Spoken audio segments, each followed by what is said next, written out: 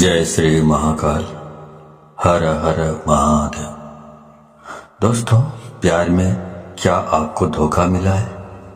क्या अब आपका पार्टनर आपसे बात करना नहीं चाहता?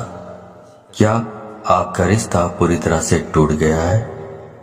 अगर इन सब बातों का जवाब हाँ है तो आपको करना क्या पड़ेगा? आपको सिर्फ सोने के पहले ही ये शब्द बोल देना है और उसका नाम लेकर के बस इतना सा करना है कि भागते हुए आएंगे, दौड़ते हुए आएंगे, गिरते पड़ते आपकी तरफ आपका पार्टनर आएगा। प्यार आप सच मानिए खींचा हुआ चला आएगा।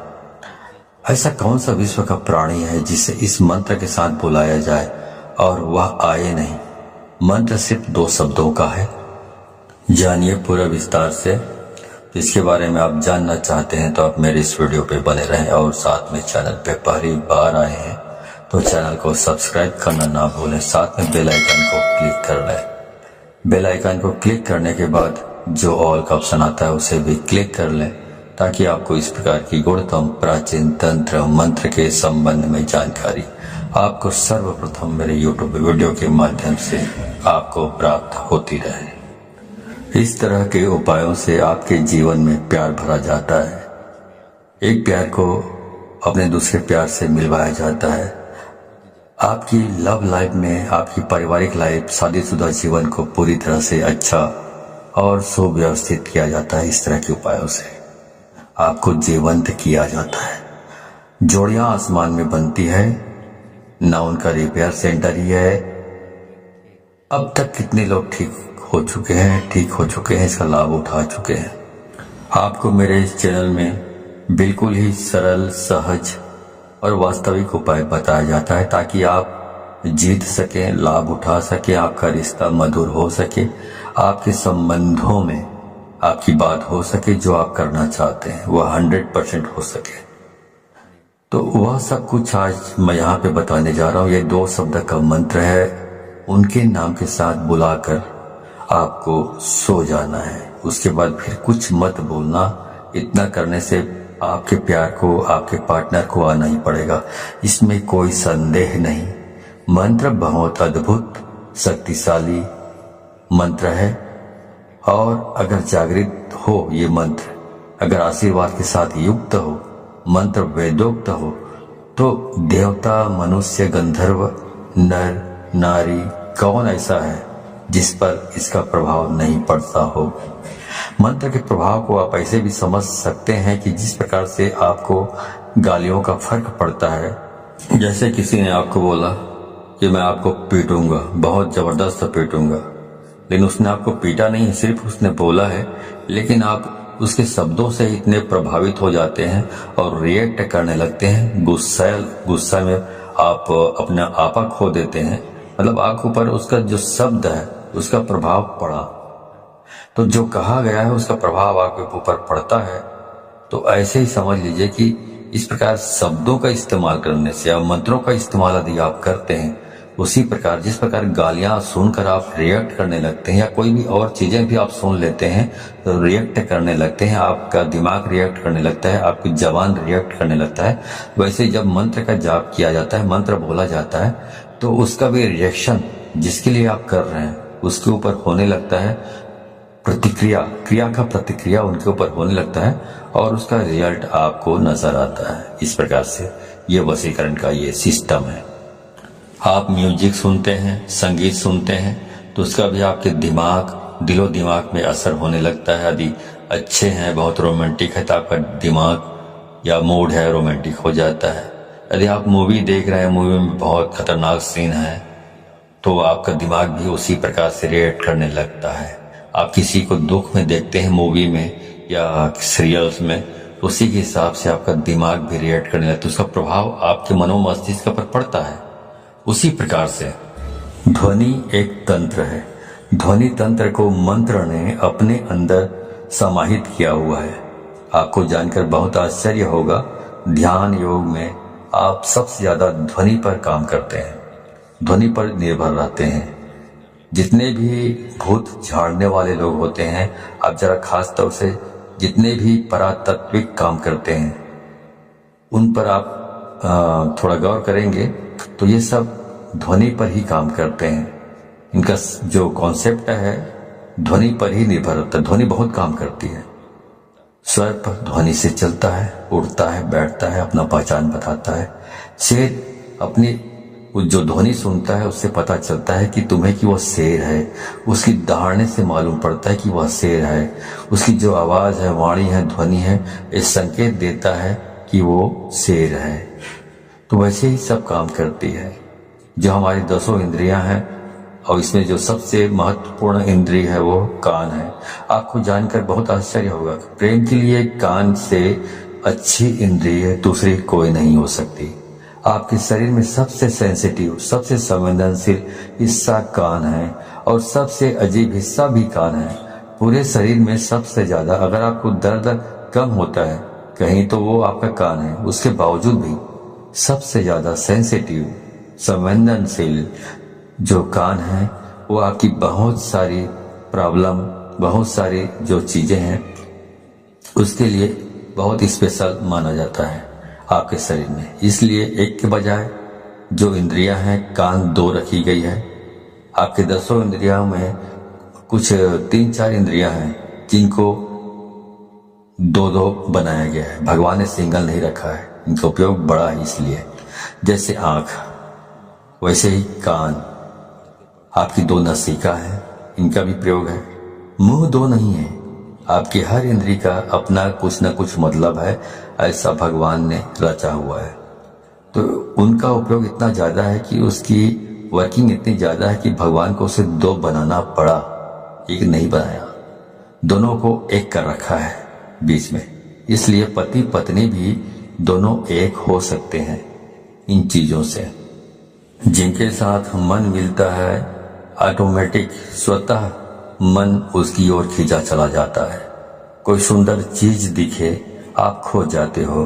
कुछ अच्छा सुनाई पड़े आपको आकर्षित कर लेता है। कोई सुगंध की चीज आपको अपनी तरफ खींचने लग जाता है। ये सब प्राथमिक इंद्रियां हैं। आप इसी संदर्भ में मैं आपसे बात कर रहा हूं। तो इस प्रकार से 10 इंद्रियों के अलग अलग कार्य हैं। तो इस प्रकार वशीकरण करना है तो आपको सिर्फ एक शब्द बोलना है और सामने वाले के नाम के साथ आपको जोड़कर बोल देना है। तो इस बोल देने मात्र से उसे खींचकर आना ही पड़ेगा आपकी तरफ। इतनी ताकत है इसमें, क्योंकि ये जो मंत्र है ये बहुत ही अद्भुत मंत्र है। ये मंत्र इतने शक्तिशाली है कि यदि आपके ललाट में किस्मत ने दुर्भाग्य की रेखा खींच दी हो तो इस मंत्र से उसको भी मिटाया जा सकता है, दुर्भाग्य को। इतना पावरफुल ये मंत्र है। अब मैं सीधा आपको उपाय की ओर लेकर चल रहा हूँ। वह शब्द बता रहा हूँ जो शब्द को आप अपने पार्टनर के नाम के साथ बांध कर बोलना है, मतलब जोड़ कर बोलना है और उसे आना ही पड़ेगा। पर करना क्या है, सोने के ठीक पहले बोलना है। उसके बाद में आपको फिर कुछ भी नहीं बोलना है, मौन रहना है। मौन रहने की भी सबसे बड़ी शक्ति है। दुनिया में बहुत सारे संत ऐसे हुए हैं जो कभी तपस्या करते ही नहीं थे। सिर्फ कभी कभार उनका यही दिनचर्या थी कि उस दिन मौन रहते थे, कुछ नहीं बोलते थे। क्योंकि जब मौन रहता है इंसान तो अंदर से शक्तियां प्रकट होती है, अंदर से आवाज आती है, पर व्यक्त नहीं करते। उसके बाद कुछ मत बोलिएगा। ये ऐसा पावरफुल एनर्जेटिक शब्द है कि इसे सिद्ध कर लिया तो विश्व का कोई भी ऐसा काम नहीं जिसे किया नहीं जा सकता।